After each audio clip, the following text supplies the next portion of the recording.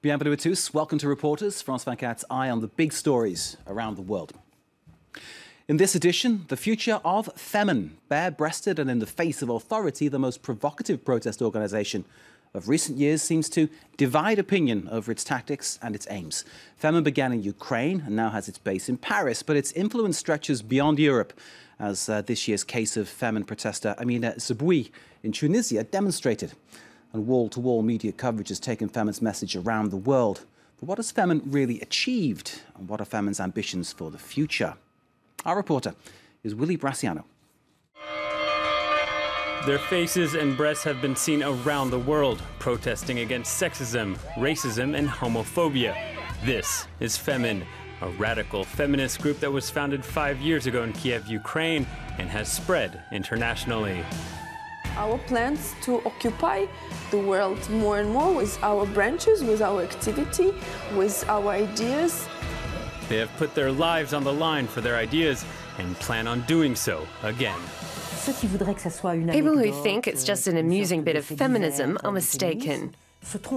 Femen's become known for its firebrand activism, protests that have landed its members in jail and even sparked death threats. For some, feminism has become a sort of intellectual debate, and Femen tries to return it to the streets. Femen calls its provocative demonstration sextremism, but others worry the message is only skin deep. I'm so young, I'm so beautiful, I'm going to show my breasts. For me, Femen doesn't stand for anything. We agreed with Femen's ideas, but all the undressing and the sort of marketing, it bothered us. Some of Femen's founders fled Ukraine, saying the police were plotting against them and that they feared for their safety. They now call the French capital home and consider themselves political refugees. Femen has set up its international headquarters at a cultural center in northern Paris. It's here that we find Inna, the head of Femen France, and her friends.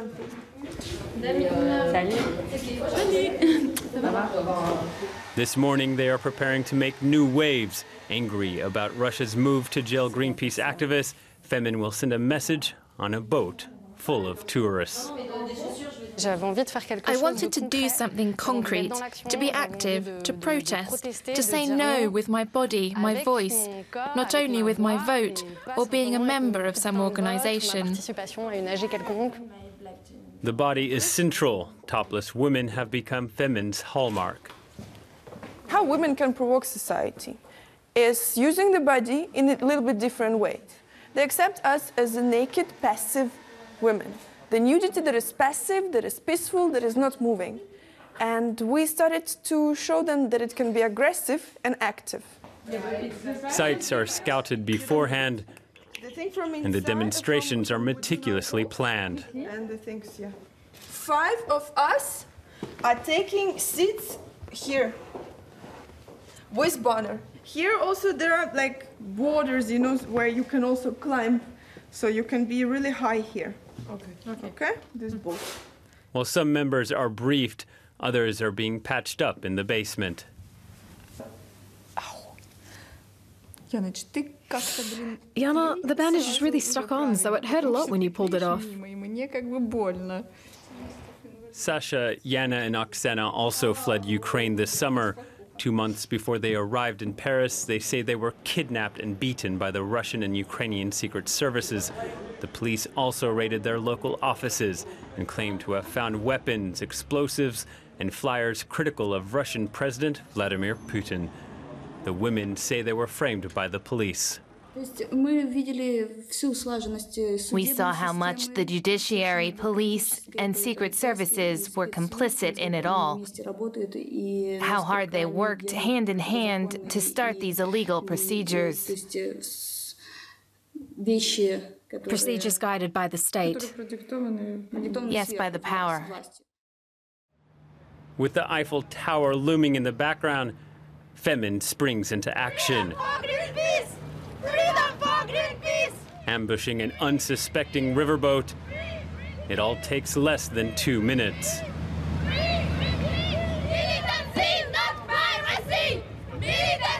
Their message is delivered sprawled on banners and across their bodies. Why put the message on the body? Because a banner is not going to make television. In order to be heard, they must eliminate the filters. For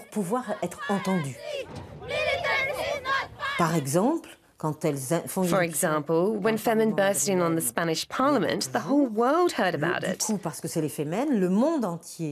So they're faster than the news, because the whole world learned that Spain will drop the right to abortion.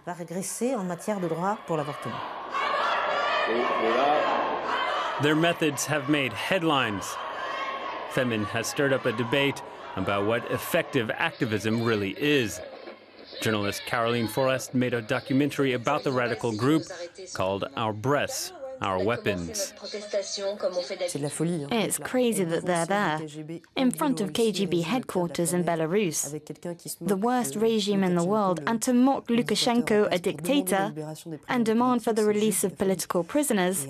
It's just crazy. At the same time, it's wonderful because no one else can make such a protest in Belarus except for Femen. What stands out about this group once you know them is their absolutism, a passion, a radicalism that people thought had died, buried in the ruins of the Cold War. Radicalism with a long reach. In May, Femen staged its first demonstration in the Arab world, calling for the release of Tunisia's first Femen member, Amina. The young woman was jailed shortly after she had published nude photos of herself online, although the authorities said she was imprisoned because she had desecrated a cemetery wall. Femen thought they were helping Amina, but the young Tunisian had a change of heart. Me, I'm in the jail, they're struggling, and you go and do prayer that will threat not just my life, but the life of my family and the life of my lawyers and their family with this action. And then I'm not cool with that anymore. Amina spent 2.5 months in prison before her release in August. She now lives in Paris, which is where we caught up with her. The 19-year-old has returned to school and left Femen, accusing the group of Islamophobia and a lack of financial transparency. Amina said she was hurt after reading a tweet by Inna Shevchenko in July. What can be more stupid than Ramadan? What can be more uglier than this religion? If you want to attack religion, if you want to show that you are against religion, you should not do it in that way that will only help the antichrists. You are not helping anyone with that, you are only helping the antichrists. I never regret any word, any action that we do. When Amina was in jail, she was obliged to follow Ramadan. My tweet was connected to that. It was my expression of anger of religion that is just forcing people to live their way of life. Some have raised the question whether Femen is more intolerant than the establishments they're protesting against.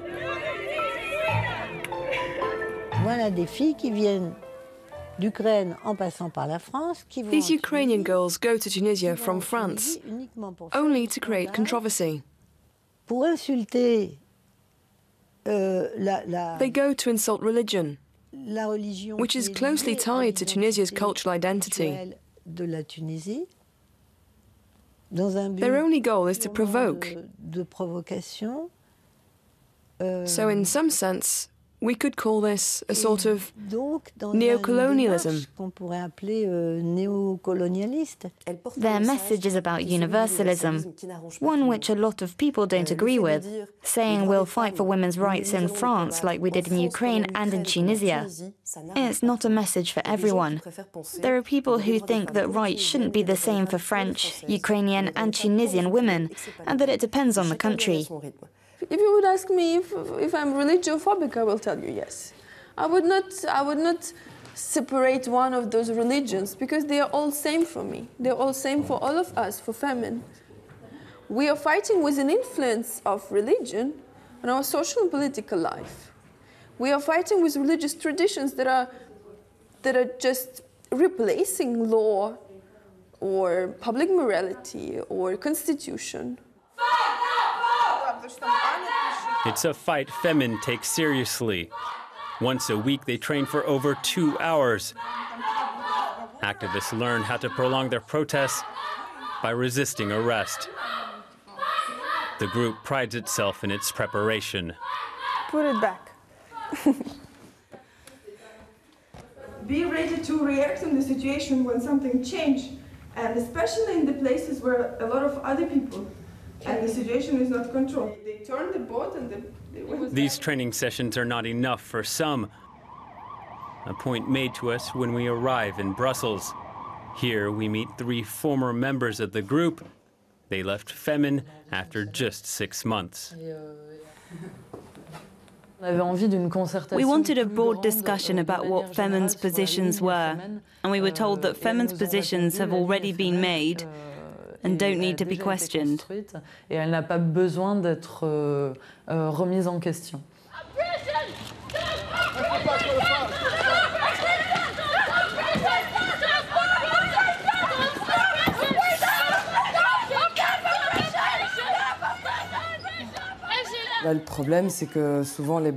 The problem is that branches in other countries help build Femen's image, are part of the international image of Femen.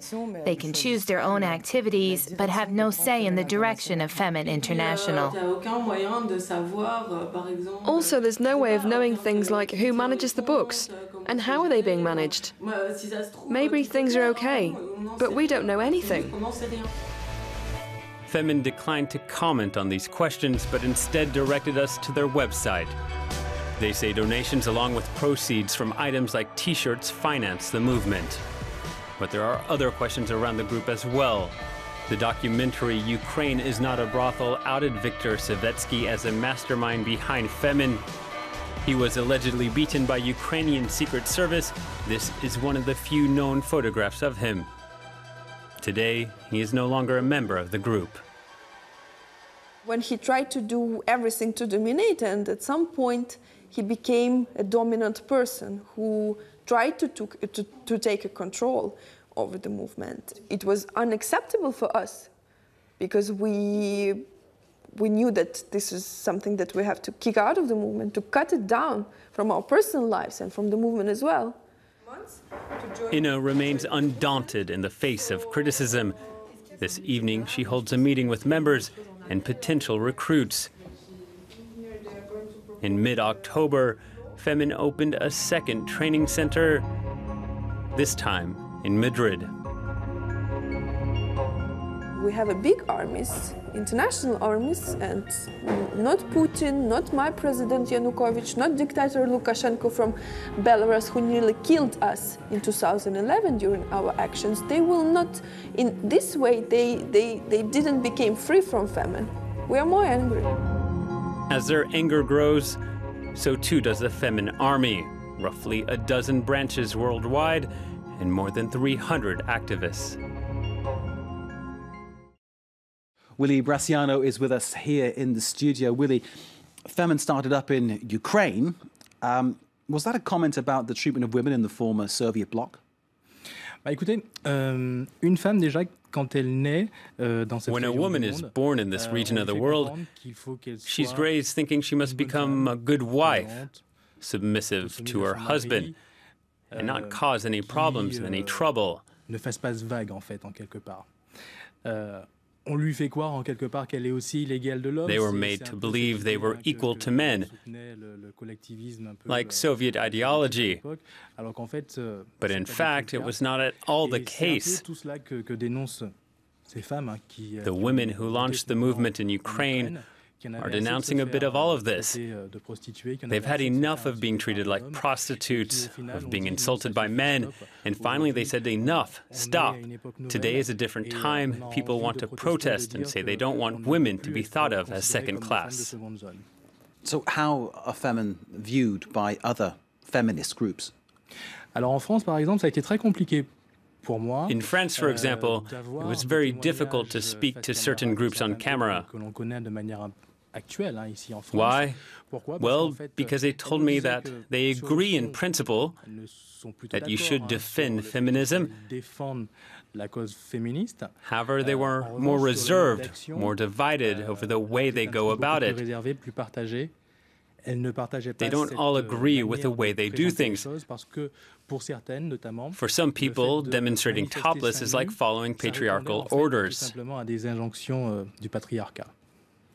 Willie, these bare-breasted protests that you're talking about there, they've made all the newspapers, they've made all the news bulletins, but has this led to any real changes? What has Femen actually achieved? Alors en fait, For them, this works. They think they get attention through shock tactics by being provocative. Moreover, there are other groups, La Barbe, or The Beard in English, who parody men and manage to get people's attention. So they think that works. But is that enough to better women's rights? Some feminists I've met say no, not at all. For years, they've been working on these questions, writing books, voting laws. But for Femen, that's not the case. Willie Bresciano, thank you very much indeed. If you'd like to see Willie's report again, you can, of course, via our website, france24.com. This is Reporters. You're watching France 24. Stay with us.